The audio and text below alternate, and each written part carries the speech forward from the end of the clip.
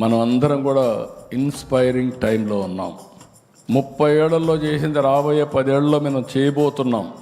ఎందుకు ఈ మాట వాడుతున్నానంటే, technology is matured, data is wealth, AI is a reality, quantum is a reality. Real time data కూడా మనం తీసుకోవడానికి ఐఓటీస్ వచ్చేస్తున్నాయి, వేరబుల్స్ వస్తున్నాయి, సెన్సార్స్ వస్తున్నాయి.